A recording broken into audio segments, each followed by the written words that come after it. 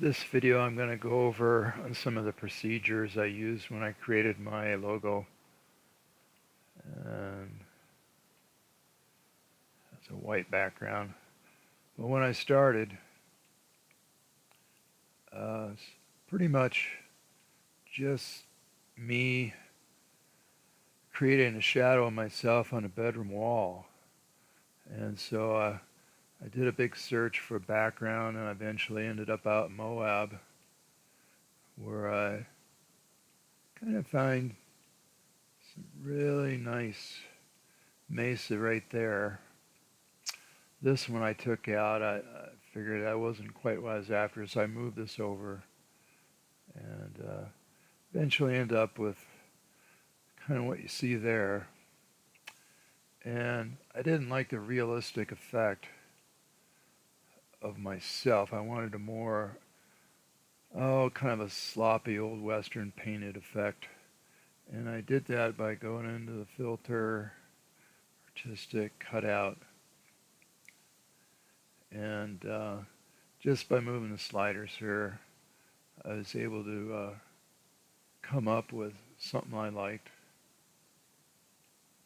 But yeah, that's the filter I used.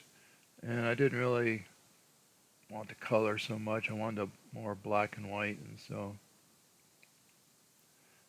that's kind of almost what I ended up with there. And so after I got that, still need to do some more editing. And I visualize this kind of sloppy paintbrush edge just so I wouldn't have that square on the outside. I just want it curved on the top and bottom. And the way I did that, um, I'll demonstrate here. I'll create a mask. And I'm going to go ahead and paint over this.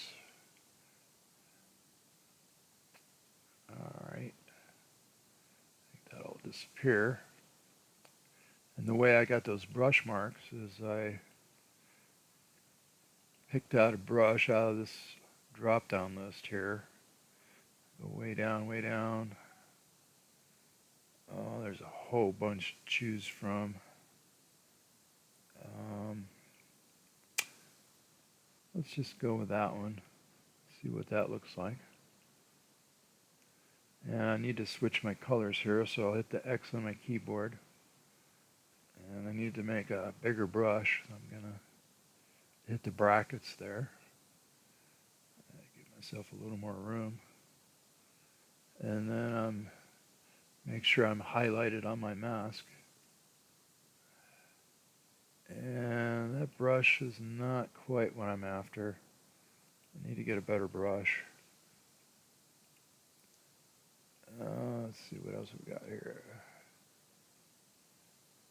I had to go through quite a few to eventually find one that worked for me. And I don't remember which one it was at this point. It was years ago. Let's see how this works. Yeah, that's good. And this is not the brush I use, but I'm just kind of demonstrating here how I ended up with that brush effect. And I remember doing this for a couple dozen times for over an hour trying to get it just right. You can see it takes a little playing around. And I would probably use a different brush in this.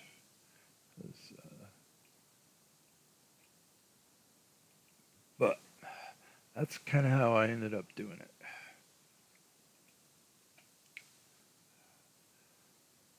And of course I added the text on there.